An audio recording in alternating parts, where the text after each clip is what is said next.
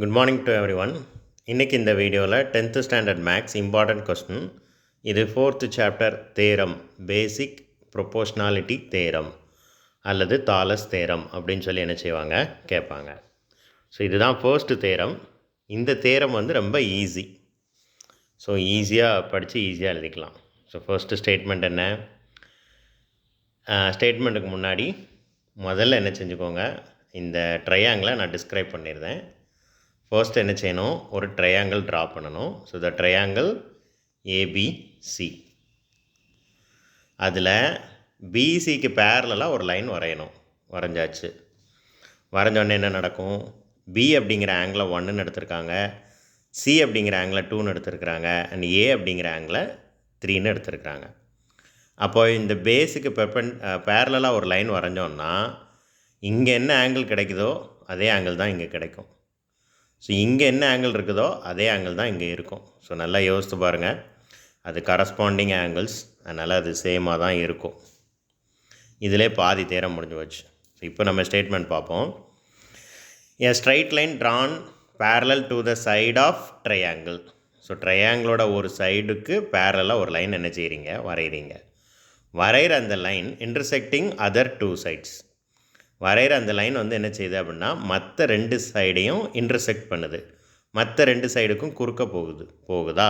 அப்படி போகிற லைன் என்ன செய்யும் அப்படின்னா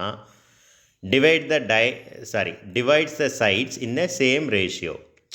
ஸோ இந்த 2 சைடையும் இங்கே ஒரு சைடு ஆச்சு, இங்கே ஒரு சைடு ஆச்சு. இப்போது இந்த லைன் வரைஞ்ச பிறகு இது 2 சைடு ஆயிடுச்சு. இதோட ரேஷியோவும் இந்த சைடு இதோட ரேஷியோவும் எப்படி இருக்கும் அப்படின்னா சேமாக இருக்கும் அப்படின்னு சொல்லிட்டாங்க.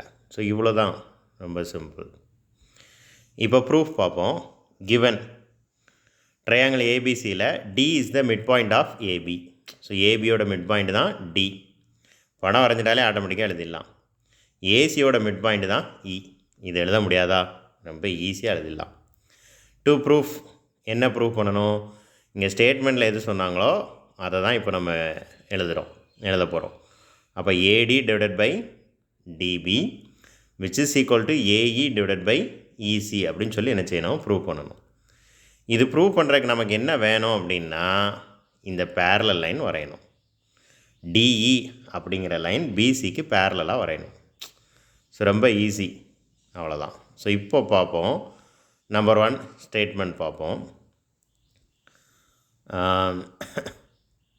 அப்போலே நான் ஃபஸ்ட்டே எக்ஸ்பிளைன் பண்ணேன்.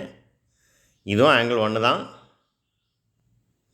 இதுவும் ஆங்கிள் 1 தான், இதுவும் ஆங்கிள் 1 தான். எப்படின்னா அது கரஸ்பாண்டிங் ஆங்கிள்ஸ். அப்போ ஏபிசி அப்படிங்கிற ஆங்கிளும் அண்டு ஏடிஇ அப்படிங்கிற ஆங்கிளும் கரஸ்பாண்டிங் ஆங்கிள்ஸ். அது ஏன் கரஸ்பாண்டிங் ஆங்கிளாக வந்துச்சு அப்படின்னா இந்த டிஇ அப்படிங்கிற லைனை பிசிக்கு பேரலாக வரைய போய் தான். இந்த லைன் எழுத முடியாதா? ரொம்ப ஈஸி. அப்போ இந்த லைன் எழுதிட்டிங்கன்னா 2வது லைன் எழுதிடுவீங்க. ஏசிபி அது எதுக்கு பேரலாக இருக்கும், அது இன்னும் அதே மாதிரி இன்னொரு ஆங்கிள் எது இருக்கும், ஏஇடி. அப்போ இந்த ரெண்டுமே 2, அதுக்கும் அதே தான் ரீசன். இந்த பேரலல் லைன் வரைய போய் தான் அது கரஸ்பாண்டிங் ஆங்கிளாக மாறிச்சு. 3வது லைன் பார்ப்போம். ஏபிசி அப்படிங்கிற ட்ரையாங்கிள் எடுத்துக்கிடுவோம். அதில் ஏ அப்படிங்கிறது ஆங்கிள் 3. அதே மாதிரி ஏடிஇ அப்படிங்கிற ட்ரையாங்கிள் எடுத்துக்கிடுவோம். அங்கேவும் ஆங்கிள் ஏ 3 தான். இப்போ இந்த 2 ட்ரையாங்கிள்லையும் நம்பர் 3 காமன். நம்பர் 3 அப்படிங்கிற ஆங்கிள் காமன். இப்போ 3 ஆங்கிள் சேம் அப்படின்னு சொல்லி ப்ரூவ் பண்ணியாச்சு. அப்போது ஏஏஏ சிமிலாரிட்டி படி இந்த 2ம் ஒன்றுக்கு ஒன்று சிமிலர் ட்ரையாங்கிள். 3 ஆங்கிள் சேமாக இருந்துச்சுன்னா அந்த 2ம் ஒன்றுக்கு ஒன்று சிமிலர் ட்ரையாங்கிள். அது நமக்கு நல்லாவே தெரியும், இதுக்கு முன்னாடி நம்ம படிச்சிருக்கிறோம் சின்ன கிளாஸில். அப்படி இருந்தால் என்ன நடக்கும், AB divided by AD is equal to AC divided by ஏஇக்கு ஈக்குவலாக இருக்கும். இந்த ஒன்று தான் நீங்கள் படிக்கணும். இதுவும் இதுக்கு முன்னாடி நம்ம ப்ரூவ் பண்ணியிருப்போம். ஸோ ப்ரூவ் பண்ண அந்த விஷயத்தை எடுக்கிறோம். ஸோ நல்லா பார்த்துக்கோங்க. ஏஏஏ சிமிலாரிட்டி படி இருந்துச்சுன்னா என்ன நடக்கும்னா ஏபி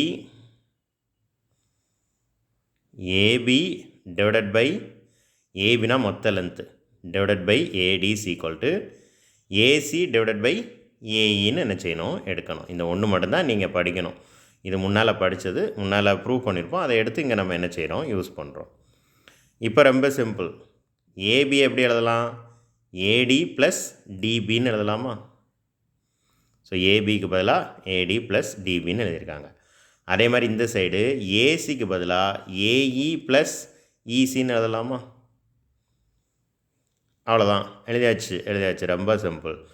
இப்போ என்ன செய்யணும்? இதுக்கப்புறம் கொஞ்சம் இனிமேல் இங்கே சிம்பிளிஃபிகேஷன்ஸ் தான் இருக்குது. அதுவும் ரொம்ப ஈஸி தான், கவனிங்க. இந்த தேரம்லாம் கடகடன்னு அழகாக எழுதிடலாம். இந்த ஏடி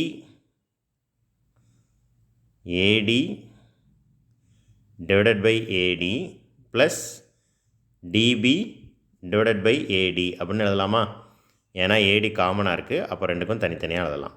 இப்போ இந்த ரெண்டையும் கேன்சல் பண்ணால் 1 கிடைக்கும். அதே மாதிரி அடுத்த சைடு, அதே மாதிரி right hand side AE divided by AE இதை சொல்கிறேன், plus EC divided by AE. இப்போ இந்த ரெண்டையும் கேன்சல் பண்ணால் 1 கிடைக்கும். அப்படி தான் என்ன செஞ்சிச்சு அப்படின்னா இந்த 1 வந்துச்சு.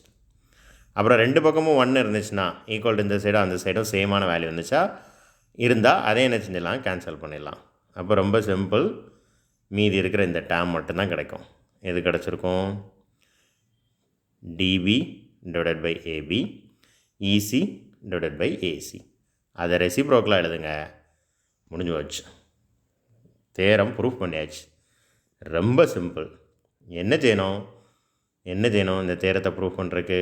இந்த ட்ரையாங்கிளை கரெக்டாக வரைஞ்சி ஆங்கிள் பியை 1ன்னு எடுக்கணும், சியை 2ன்னு எடுக்கணும், ஏயை 3ன்னு எடுக்கணும். இதுதான் ஃபஸ்ட் ரூல். ரெண்டாவது, பிசிக்கு பேரலாக ஒரு பேரலல் லைன் வரைஞ்சி அங்கே இருக்கிற ஆங்கிள் டியை 1ன்னு எடுக்கணும், இயை 2ன்னு எடுக்கணும். இதை மட்டும் கரெக்டாக வந்துச்சு வரைஞ்சிட்டிங்க அப்படின்னா தேரத்தை கடகடன்னு 2 நிமிஷத்தில் எழுதிடலாம். தேங்க்யூ.